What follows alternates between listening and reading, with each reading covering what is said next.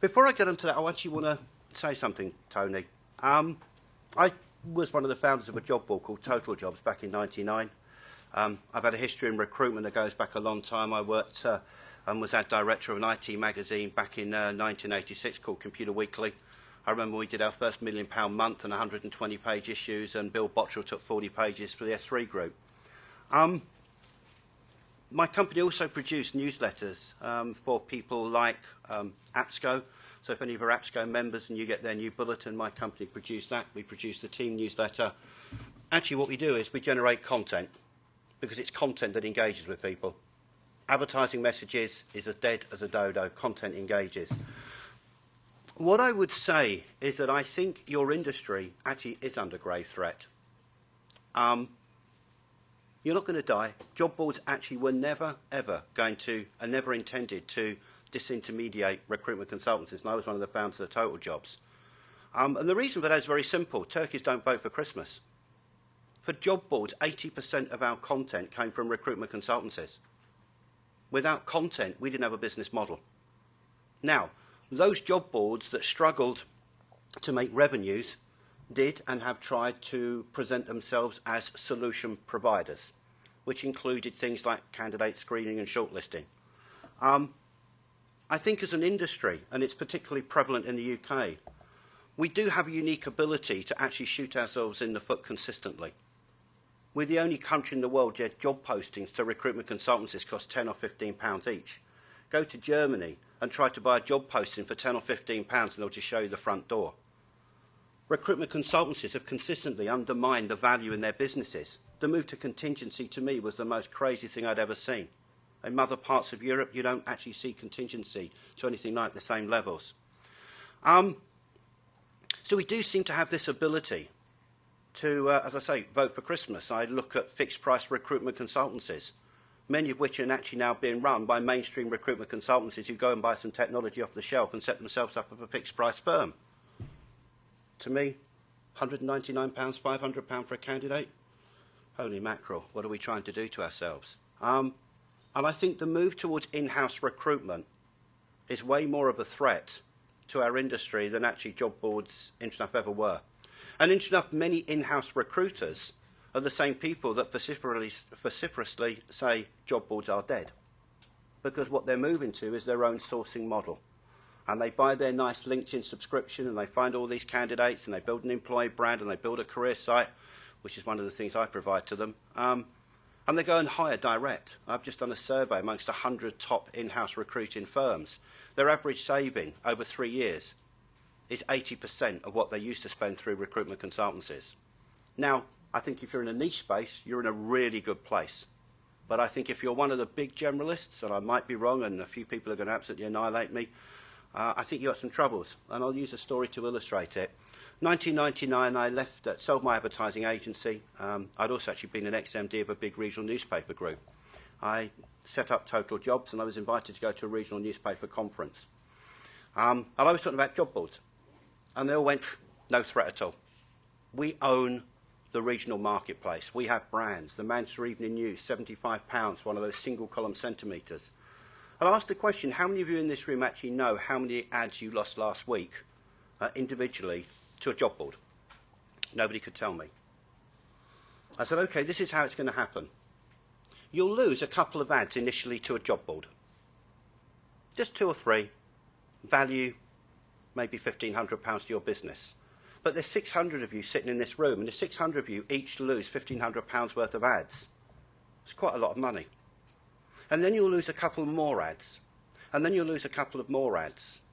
And then suddenly you'll wake up and realise you've actually lost 10 pages out of your total of 20 pages. And because recruitment is great for driving readership, you'll also start to lose readers. And it will be like the death by 1,000 cuts. And I think there is a danger in your industry that the in-house recruiter are making inroads into your market share. You will never go away. This industry will never die because it provides an invaluable service.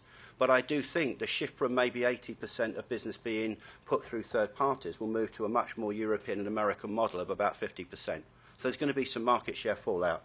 And as I say, I prepare to get annihilated both on Twitter and elsewhere for this one. My company basically was set up 2 years ago. We deal in content. We have over 150 journalists behind us, and we work with these kind of organisations, from recruitment consultancies to job boards to corporate recruiters to in-house recruiters, providing them content. Articles, surveys, content that gets people to engage with them. We have behind us 150 journalists with different skill sets that we subcontract our work out to. So, for example, Cooper Lomas are a regional recruitment consultancy in my neck of the woods. We produce nice quality thought leadership articles, not PR, articles about what they're up to, what's going on in East Anglia. We do polls and surveys. Was the Olympics going to have any business impact on East Anglia as a business community? And we write stories. We then manage those stories. So that's kind of what we do. Kind of examples of work we do. We're big fans of email marketing. I'll cover that in a little while. This term, the war for talent, has been around for the full 30 years I've been in this industry. There's always been a war for somebody. Actually, I kind of worked out a long time ago. There's never really been a war for talent. The real war is who owns the talent. And in this instance, I actually think the candidate has won. And I think one of the threats that social media is bringing is that candidates, particularly a new generation of candidate, is much more savvy about connecting with people direct and bypassing with you guys. When I was a boy in this industry, if you worked in IT, you went to an IT recruitment consultancy. If you worked in PR, you went to a PR recruitment consultancy. And I can pretty much say that about every industry. Hence why there was an 80% market share, because actually what you were controlling were candidate flows. Today, what the internet has created is a level of transparency we've never seen before. My company are building career sites at a rate of knots. Why? For this reason. What job boards wanted to do, and what we did very successfully, was hoover up candidates in volumes that had never been seen before. We used every technique at Total Jobs. We were probably the first and most sophisticated organisation in using SEO to basically own candidate behaviour. We had people that would literally hike out in the early days of Google, and we were there before Google existed, who would actually sit with Google and ask about Google algorithms, because 90% of job seekers back in 2002, 2003, 2004 were starting their job search on Google. We wanted to own them. So my SEO team would decamp once a year and understand exactly what was going to happen with Google, because we wanted to own the candidate, and we wanted to resell them to you, and we wanted to resell them to direct employers. And that's why we became a very successful, profitable business. Recruitment consultancies, you guys, ultimately you want the candidate to come to you, because you're going to be reselling that candidate on to your customers, because this industry is driven by candidates. The big change is direct employers now more than ever before want to own the candidate. They want to have a relationship with the candidate on social media before they ever even apply for a job. They then want to put them into a talent pool and manage a relationship with them, and they want to own them. So really what we've always had is actually competition for ownership of talent, and the candidate now understands this. There's more advice about how to find a job. I've indexed over 500 blogs from around the world with the best careers advice going. Candidates are getting savvy. They know what they're worth. They also know that they can talk to organisations direct. So actually, you've got to think about what are you going to have to do around what I call candidate engagement. And these are all the buzzwords about everything we do in this business. None of this is actually rocket science. Funny enough, I hate technology with a vengeance, despite the fact I build a lot of it. I really, really, really hate it, because it makes everything so complicated. Actually, everything we know, technology and things like social media actually just get in the way of what we know. And social media is just a channel, nothing more, nothing less. Mobile is a channel, nothing more, nothing less. But unless you've got a reason to communicate, unless you've got content to create dialogue, to create engagement, you're just sitting there talking to a brick wall, because people actually want to engage with you. So when I talk about engagement in the candidate attraction element, to me there are about 4 areas you've got to be thinking about content. Your site, your career site. Sorry to say this, most recruitment consultancy sites suck. You talk about yourselves all the time, often on the first page. Take a leaf out of a job board, because that's actually technically what you are. People go to job boards because they want to find a job, and the whiffle waffle and the careers advice sits below the fold. When people come to you, I suspect they're coming to you really to actually find a job. And yet so many of you start talking about what a great organisation we are, you immediately are thinking about your customer. I have a question mark when I ask people to look at their server logs. How many actually customers come to you via your site versus candidates? Interesting debate. Social media is just a channel for distributing smart, intelligent content. I love the Antal survey. I'm a huge fan of it. I nick it, rip it, use it, write articles about it. It's content that engages. It positions you as a thought leader and you distribute it smartly. And Blue Sky have done an awesome job. Your advertising and your job posts is content. How many of you invest any time, money in getting copy written? The answer is 0, because the day the cost of a job posting became less than the cost of getting an advertisement written, which happened when job boards came along, suddenly we all became copywriters. Except what we take is a job spec and we post it. And you end up with situations like McGregor Boyle taking a job post from an Indian firm, putting it on a job board saying, and by the way, Indians need not apply. Not great for their brand or their shareholder value. But we don't invest in it, because if you're paying £10 a pop, you used to pay £15 to get a job post actually written. You're not going to do it. But the trouble is, it's one of the first ways people engage with you. And finally, I have a view about the back to basics. I love the telephone. When I was a recruiter, and I was once an IT contract recruiter for my sins, it was the best way to actually talk to people. Email is great, everything else is great, but you know what? People kind of like to be touched and felt, and a telephone is a good method, or even just a personal email. But I understand, of course, we're into scale, we're into cutbacks, therefore none of this can actually work. Sorry, that's just the cynic in me. The next stage is you've attracted them. You've got this incredibly valuable database. And we're into what I call candidate relationship management. And this was talked a lot about this morning. So when do you want to move into CRM? Well, actually, you can start with your career site. You know, candidates, you're registered, come along. You can actually deliver them a different experience, a different feel, and a different set of messages to the candidate that isn't registered. So your career site is still part of a candidate relationship program. You can develop content via email. I am a passionate fan of email marketing, as long as it's not spam and as long as it's got some form of intrinsic value. And I'll cover this in a minute. And again, candidate relationship management is about the phone. I'm an NED of a couple of recruitment consultancies, and I still love to sit on the floor and listen to real recruiters pick up the phone and ring a candidate. Wow, that's the value that can be bought.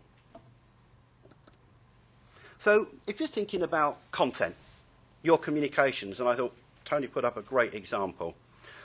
And a couple of top tips. Number one, define what your communications objectives are.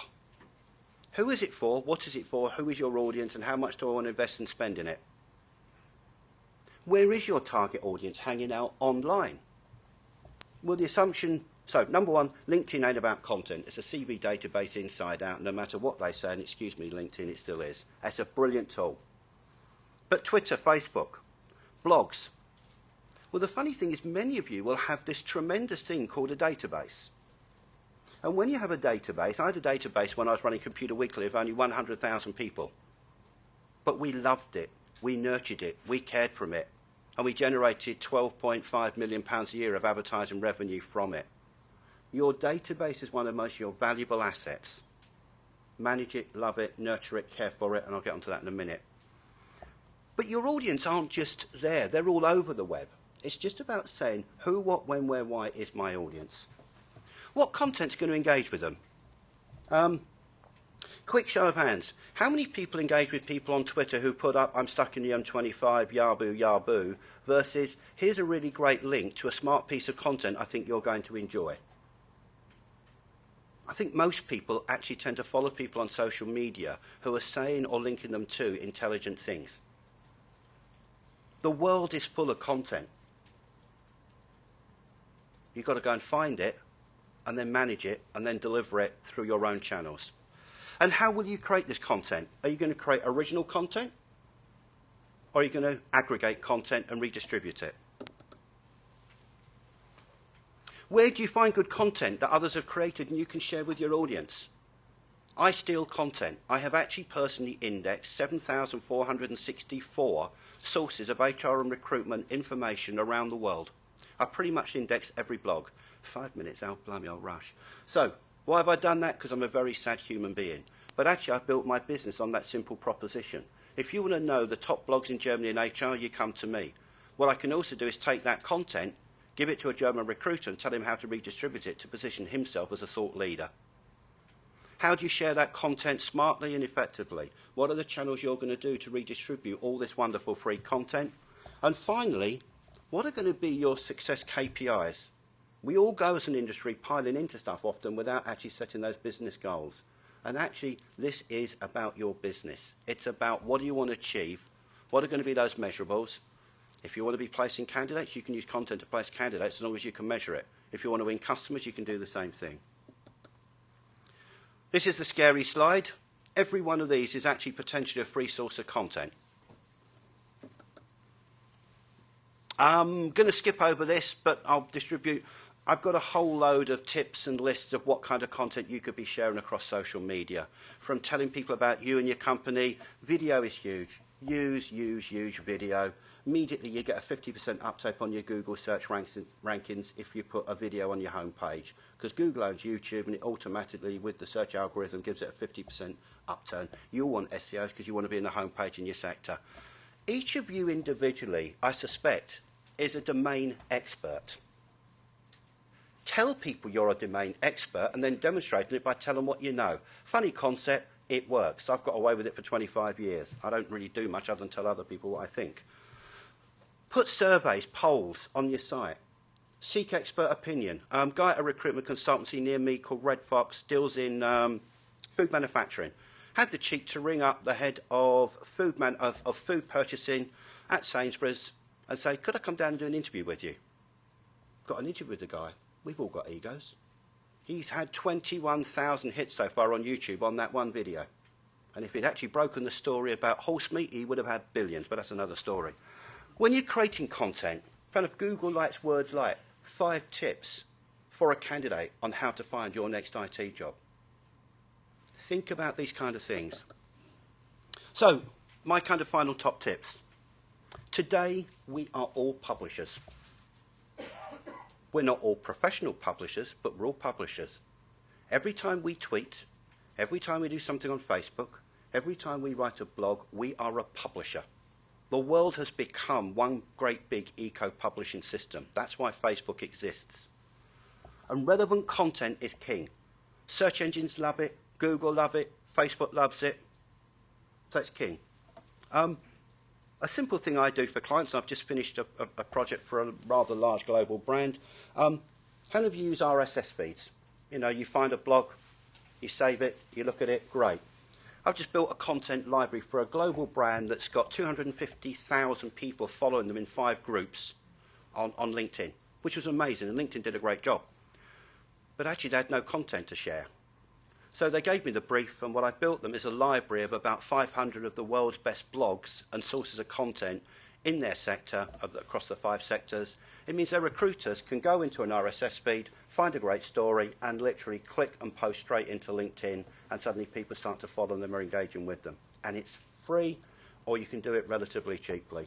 As I say, Google loves content. Email is alive and well. One of the things we do with a lot of our clients is we do email marketing.